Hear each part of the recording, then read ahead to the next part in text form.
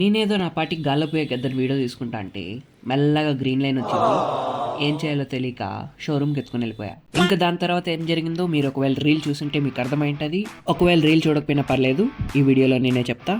So చూసేయండి. యాక్చువల్గా green line రావడం ఇదేం ఫస్ట్ టైం కాదు, ఇది సెకండ్ టైం. లాస్ట్ టైం వచ్చినప్పుడు కూడా సేమ్ ఇలాగే చేయించుకున్న, స్క్రీన్ రీప్లేస్ చేయించుకున్న ఫ్రీగానే. ఈసారి వచ్చినప్పుడు వెళ్ళి అడిగితే రీసెట్ చేసుకున్నాండి సార్ చేస్తామన్నారు. 1 వీక్ వాళ్ళ దగ్గర పెట్టుకుంటారన్నారు. ఒకవేళ మళ్ళీ ఇంకోసారి గ్రీన్ లైన్ వస్తే ఏం చేయనంటే వాళ్ళు ఇంకో మంచి ఆప్షన్ చెప్పారు.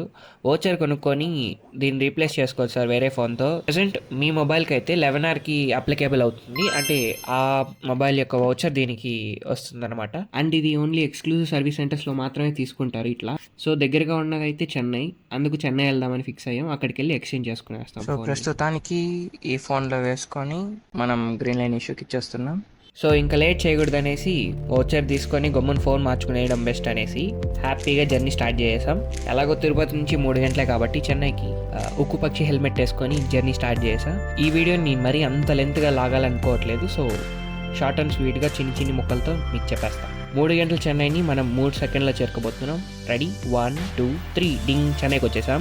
అసలు నార్మల్గా ఒకవేళ 9Rని ప్రజెంట్ ఇప్పుడున్న మోడల్లో ఒకవేళ మనం ఎక్స్చేంజ్ కానీ దాన్ని సెకండ్స్లో అమ్మామంటే తక్కువ రేట్కి వెళ్తుంది. బట్ వాళ్ళు ఇచ్చే వోచర్ చాలా ఎక్కువ ఇస్తున్నారు, 30K అలా ఇస్తున్నారు. సో ఆ వోచర్తో ఇప్పుడు ఒకవేళ ఒక 5,000 ఎక్స్ట్రా వేసామంటే మనకి ఇది వచ్చేస్తుంది అనమాట 11R. అందువల్ల కొత్త ఫోన్ తీసుకోవడమే బెస్ట్. ఆప్షన్స్ అన్నీ ఉంటాయి, కొత్త ప్రాసెసర్ కూడా ఉంటుంది, ఫాస్ట్గా వర్క్ అవుతుంది, వీడియోస్ కూడా బాగా తీసుకోవచ్చని మొబైల్ని మార్చుకోవడానికి వెళ్తూ ఉంటే దారిలో నేను హెల్మెట్ వేసుకోలేదనేసి పోలీస్ పట్టుకున్నాడు. అదో పెద్ద మ్యాటర్. నేను ఒకటి అడుగుతా, ఫెమినిజం అయింది అంటే వాళ్ళు వేసుకోలేదు, సరే వదిలేయండి. మాకు దారిలో ఒక BTS అన్న కనిపించాడు. ఈయన లావుగా ఉన్నాడు కాబట్టి సరిపోయింది, కాబట్టి బక్కకుంటే ఖచ్చితంగా BTS అనేవాళ్ళు, కానీ ఈయన ఖచ్చితంగా సింగరే.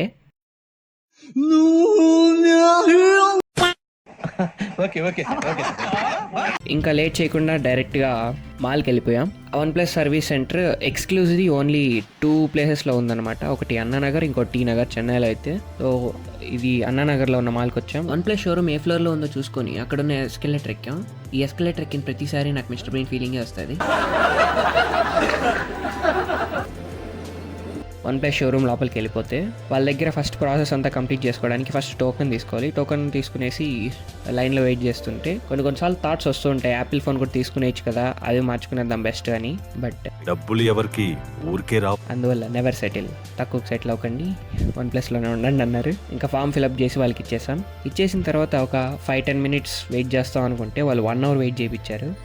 ఇలా చేస్తే అవ్వదనేసి అలా చూస్తుంటే అక్కడ కూర్చున్న అందరిది అదే పరిస్థితి.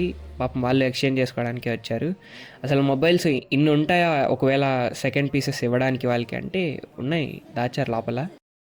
ఇలాంటి చాలా ఉన్నాయి, ఇంకా దాచాం కుప్పలుగా ఉన్నాయి. ఫైనల్గా మనకి 11R పక్కన మన ఫోన్ పక్కన పెట్టి మన ఫోన్ని దారుణంలో చుట్టా పక్కన వేస్తారు. ఫోన్ ఇవ్వగానే నేను ఎత్తుకొని బయలుదేరేసా.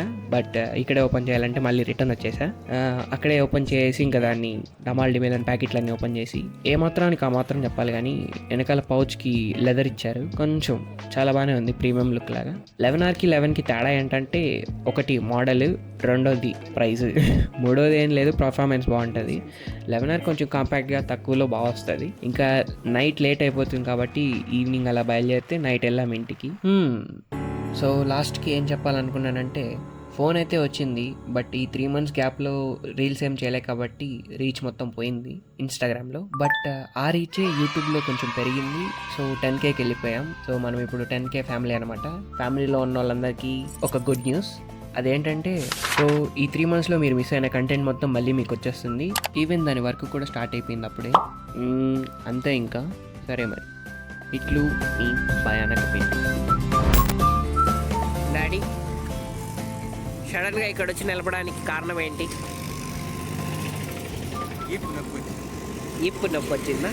నేను ఇంకా తిరుపతి వచ్చింది అనుకున్నానే.